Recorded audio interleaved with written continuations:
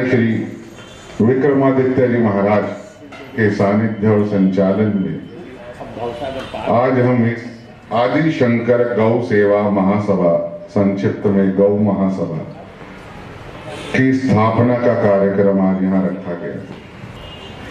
हमारे बीच डॉक्टर अजय भावे जी, डीपी शास्त्री जी, आचार्य मदन जी, स्वामी त्रिभुवनदास महाराज जी, अन्य जितने भी हमारे बीच में लोग आए हैं, उन सभी का मैं तहे दिल से धन्यवाद करता हूँ।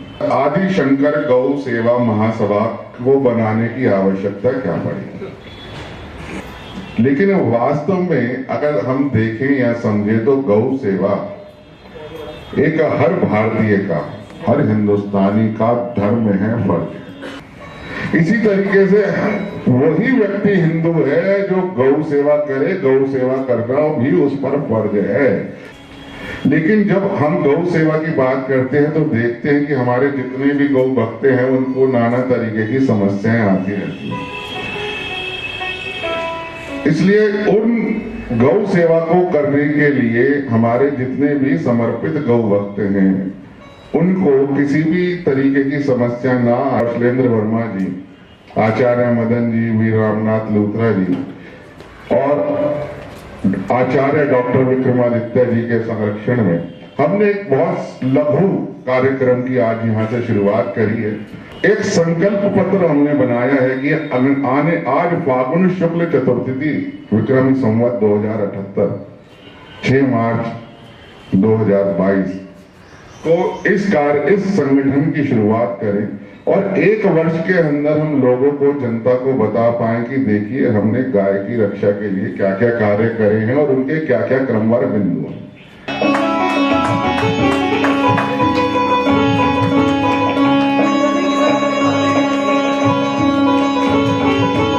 क्योंकि हमने इस कार्यक्रम को लघु रखा था ताकि कोविड के नियमों का पालन हो सके, सिर्फ अपने उन्हीं गणमान्य व्यक्तियों को बुलाया था जिन पर हमारे सर्वाधिकार सुरक्षित हैं। और हमारे इस गौ महासभा के जो डिजिटल मीडिया के प्रभारी निशांत जिंदल जी, जो कि हिंदू महासभा से वर्षों से जुड़े रहे हैं और धर्म की ध्वजा लहराते रहे हैं, उनका मैं इसलिए स्वागत इस समय कर रहा हूं क्योंकि वो सबसे पीछे खड़े हुए व्यक्ति हैं और बाकी के सब उनके आगे हैं, मेरे पीछे के किरदार हैं। इसलिए निशांत जिंदल जी का मैं स्वागत और धन्यवाद दोनों अर्पित करता हूं। उनका स्वागत करना और सबसे बढ़िया जो सनातन पद्धति के अंदर मूल है वो है गौ सेवा का। और तमाम हमारे यहाँ जितनी अभी नंदिनी की कथा आप सब लोग ने यहाँ श्रवण की इस मंगलाचरण के माध्यम से।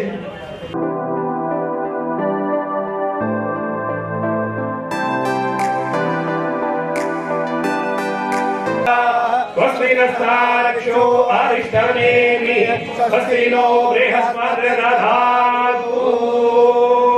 इस धन्यवाद का पात्र मैं नहीं हूँ, इस धन्यवाद का पात्र आप सभी गौ भक्त हैं। ये सम्मान वास्तव में उनका है, मैं तो उनके साथ खड़ा हूँ। जो लड़ाई वो लड़ रहे हैं गौ माता के लिए, मैं सिर्फ उनका साथ देने का प्रयास कर रहा हूँ। हम इसे उनका स्वागत करें, उनके कार्यों की थोड़ी थोड़ी प्रशंसा।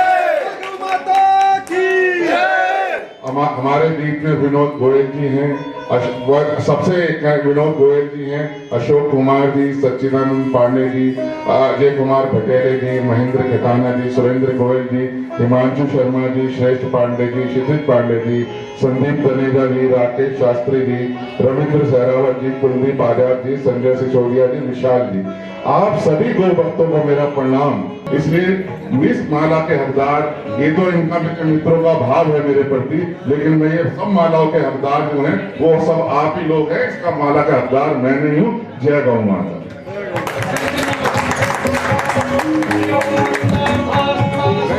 मैं चाहूंगा कि हमारे बीच में हमारे आचार्य मदन जी भी उपस्थित हैं। यहाँ पर हमारे बीच में अजय गौतम के साथ साथ मदन जी उपस्थित हैं। मेरे आश्रम से करीब बहुत साल से 30 साल से जुड़े हुए हैं।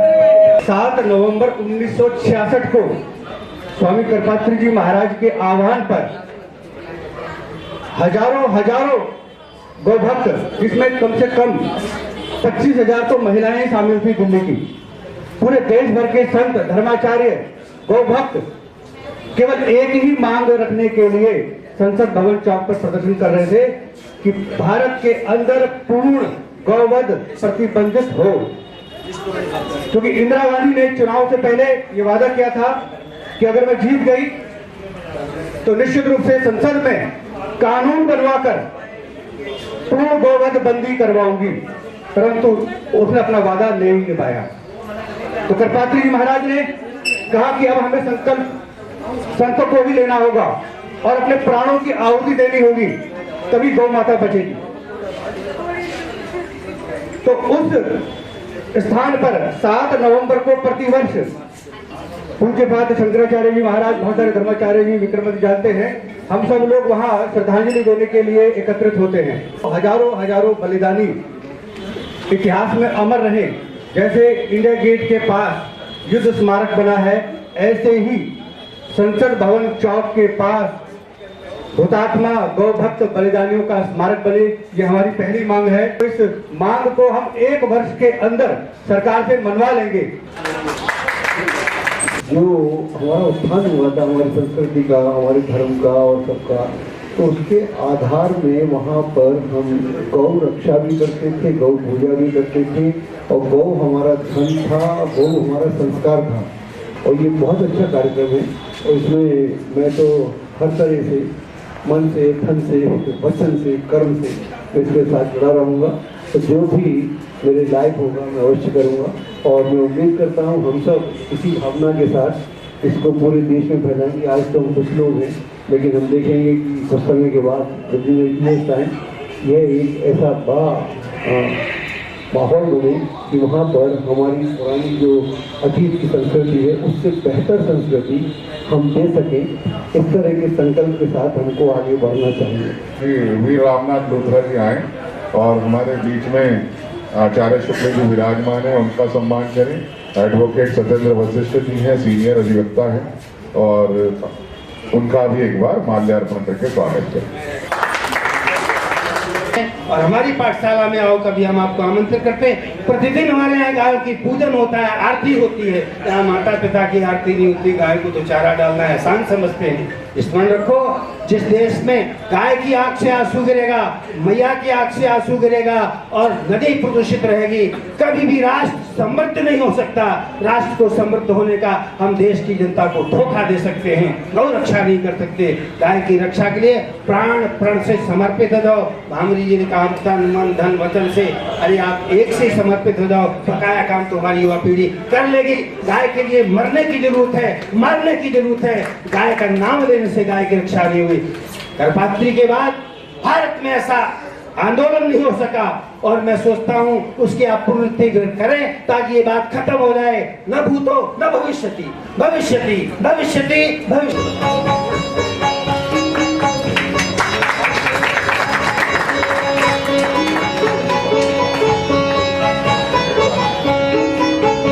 हेलो, यार आप इधर आ जाओ।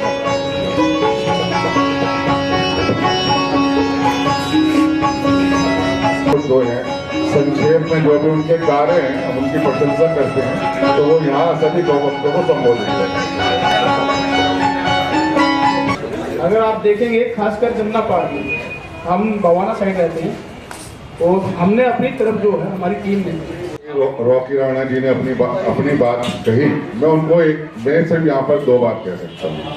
आप डीसीपी की बात करते हैं, मैं कहता हूँ अगर आपको कानूनी रूप से सुप्रीम कोर्ट तक भी जाना पड़ेगा, मैं इस मंच से कहता हूँ आपके साथ सुप्रीम कोर्ट तक जाएंगे और अपनी कॉस्ट पर जाएंगे। आपसे की जेब से या किसी भी को वक्त की जेब से हम 1 पैसे को खर्च नहीं होने देंगे। ये मैं भरे समाज के सामने आपको आश्वासन देता हूँ। ये सामर्थ्य लगाओगे, कितना लगाओगे, जो मेरा पद है ही नहीं। या तो पूरा विश्व एक राष्ट्र के अधीन हो, और गाँव विश्व के मात्रा भाई एक राष्ट्रीय धरोहर है, ये पूरे विश्व की धरोहर है गौ माता। भैया हमारा भारत जो है वो ये जंगलों में घुसा हुआ भारत नहीं है। हमारा भारत जो है भूमि सप्त सागर में, लेकिन जी जिस संविधान के अंतर्गत हम रह रहे हैं महाराज जी, उसमें तो हमें पिता के देखो रूप में हमारा माता जी को दिया संविधान गया ना। सनातन संविधान मनुस्मृति है, उस हिसाब से मानते हैं। आप राष्ट्रपिता को भूल जाओ, गावो विश्व से मातरा। गौरव विश्व माता है। जय हो। तो ये इसको हमने ना एक विश्वव्यापी अभियान नहीं चलाना पड़ेगा कि ये विश्व की धरोहर है हमारी, ये एक सीमा में बंधी हुई चीज नहीं है। इसके लिए हमने कुछ महाराज जी आपका आशीर्वाद है ही, और जब साक्षात शिव सामने अपना नाम लेके इस रक्षा के लिए आए हैं तो कुछ लेटेस्ट और कुछ अच्छा ही होगा। तो महाराज जी एक तो ये प्रार्थना और एक दूसरा है ना, हमारे हम एक सोच रहे हैं कि भाई एक गौ रक्षा के लिए और जगह जगह तो हम घूम रहे हैं, हम है ना कई बार हमने प्रैक्टिकल किया कि भाई हमारी कुछ समस्या उलझ जाती है तो हम माई के सामने ही हाथ जोड़ते हैं। तो हमने एक अखंड ज्योत है ना इसी के चरणों में जलानी पड़ेगी। डॉक्टर वाई राके जी हमारे बीच में मौजूद हैं और आप सब लोग उनको लगातार टीवी पर, डिबेट पर धर्म के प्रति, ज्योतिष के प्रति लोगों को जागरूक करते हुए आप लगातार देखते हैं। तो मैं उनसे निवेदन करता हूं कि वो गौ माता के बारे में, इस कार्यक्रम के बारे में अपने विचार कि जैसे इस देश में पेड़ को काटना हत्या के बराबर है, अपनी गाय को पाल पोस कर उसका इस्तेमाल कर कर उसे लवारिस सड़क पर छोड़ देना भी हत्या दंड के बराबर होना चाहिए, तभी गौ हत्या रुकेगी। तो धन्यवाद। उन्होंने जो बात कही वो विचारणीय है, थोड़ा शब्दों का हेर फेर कई बार हो जाता है, लेकिन उनका जो मन है वो वास्तव में ही है। जब हम गौ माता को सड़क पर देखते हैं किस तरीके से आज उन गौ माता जो है, जो हम सबकी माता है, हमारे पूज्य गुरु जी शंकराचार्य जी स्वरूपानंद जी कहते हैं कि भैया गाय तो सबकी माता है, अगर किसी बच्चे की माता जन्म देने के बाद चली जाए तो वो उसको सिर्फ गाय का दूध दे के ही पाल सकते हैं। और एक माँ तो अपनी जो माँ है वो तो अपने बच्चे को 2 वर्ष तक या 3 वर्ष तक दूध पिलाती है। ये तो गाय माता ही ईश्वर ने हमें अपने रूप में दी है, जो सारे जीवन भर हमें दूध पिलाती है। तो इसलिए गौ माता के प्रति जो भी भाव है उन सबका एक सम्मान है हमारे प्रति। सबसे पहले मैं रात्रि की से निवेदन करूंगा डॉक्टर सुरेश कुमार जी का स्वागत करें। डॉक्टर सुरेश कुमार जी का स्वागत करें तालियों के साथ।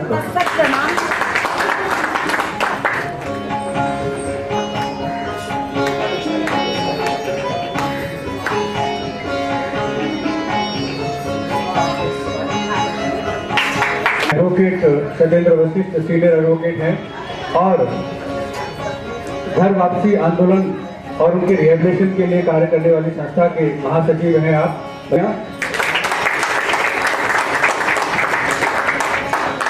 हमारे बीच में बहुत ही विशिष्ट अतिथि हैं, धर्मयुग के संपादक श्री तिल्लम रेखारिया जी का स्वागत करूंगा। आप प्लीज आइए।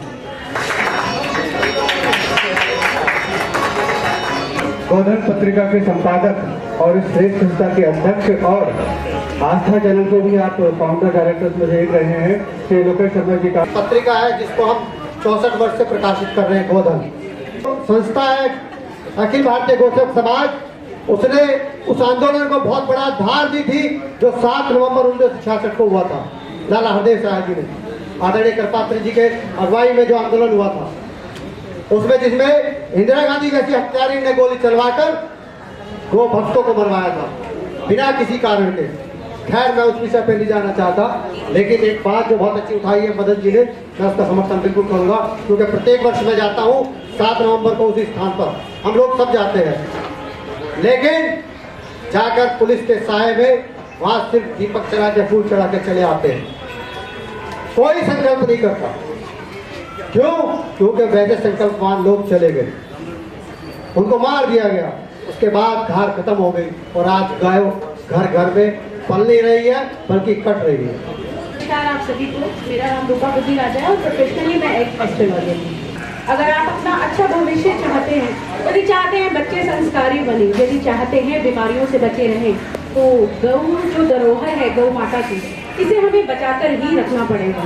ये आप अपने लिए कर रहे हैं, सबसे पहले तो आप ये समझ लीजिए, गौ माता की सेवा नहीं कर रहे, आप अपने भविष्य को सिक्योर कर रहे हैं। हमारा पहला संकल्प पत्र में पहला बिंदु क्या है? पहला बिंदु ये है कि हमने जो गौ बलिदान फल है 7 नवंबर 1966 का, वहां पर हमने 1 वर्ष के अंदर अंदर गौ बलिदान स्मारक बनवाया है। और पीड़ा आज इस मातृशक्ति की भी वही है। बस हम एक दूसरे को समझने का प्रयास कर रहे हैं, इसीलिए आज हम सब लोग यहाँ इकट्ठा हुए कि आप जैसे हजारों लोग हैं और जो कि यहाँ नहीं पहुंच पाए, हम लोग एक बार आपके क्षेत्र के अंदर हम सभी पहुंचे। मेरी अजय भाई से एक रिक्वेस्ट है कि हम लोग एक कार्यक्रम जो है वो बवाना क्षेत्र में करें और वहां पर इनके जैसे हजारों लोग जो हैं वो सभी पहुंचे। अब हम उनको भी पूरा आश्वासन दें कि आपके साथ में हम लोग हर समय हर तरह से खड़े हैं और आपकी हर तरह से रक्षा करने के लिए हर संभव प्रयास हम लोग करेंगे। मैं एडवोकेट सत्येंद्र वशिष्ठ जी से आग्रह करूंगा कि उनका सम्मान करें। एडवोकेट सत्येंद्र वशिष्ठ जी बागपत में गुरुकुल का संचालन कर रहे हैं और अभी सोनीपत के अंदर 28 एकड़ जगह जमीन में इनका गुरुकुल का काम चल रहा है, निर्माण कर रहे हैं। मानना है कि आईपीसी में इसके लिए अमेंडमेंट के लिए प्रयास करना चाहिए कि जहां हर दोष के लिए मनुष्य लिखा हुआ है उसके साथ में गो भी साथ में लिखा होना चाहिए।